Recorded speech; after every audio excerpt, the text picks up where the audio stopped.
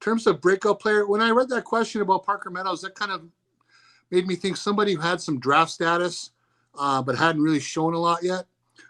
So I'm wondering if Trey Cruz this year is a player that starts to justify the draft status and the bloodlines that he has.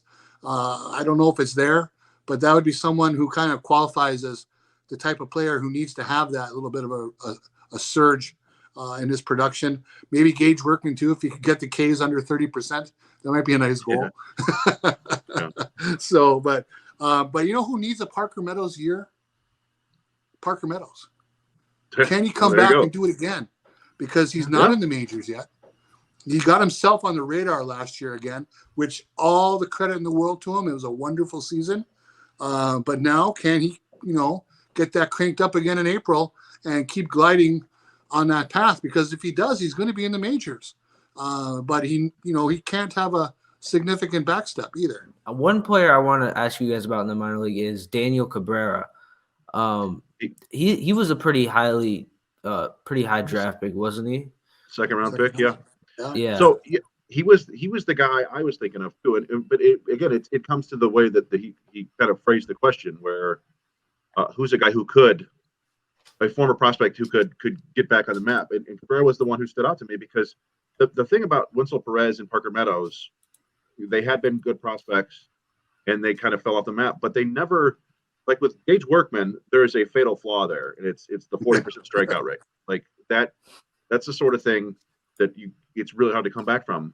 With Meadows and Perez, they never had that like exorbitant strikeout total. They walked a decent amount. They just weren't making hard contact. They couldn't figure out a way to make solid contact regularly, and that's Daniel Cabrera's problem. And when we watch him, I don't think the swing's going to work.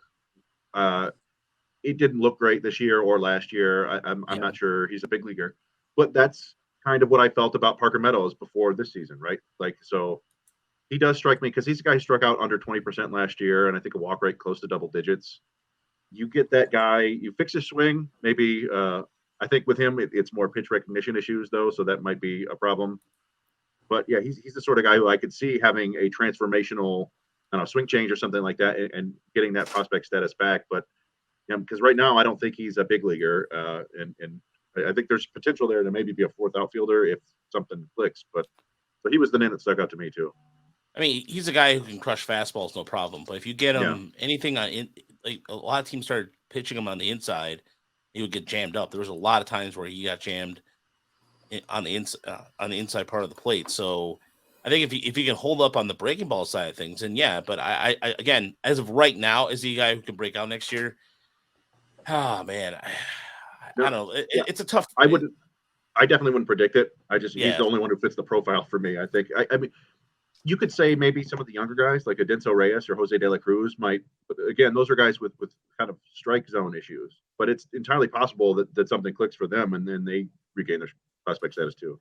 I mean, in terms of the guy, and somebody mentioned, and Kyle mentioned this, and so it was kind of a guy I was actually going to bring up anyways. That's a good one.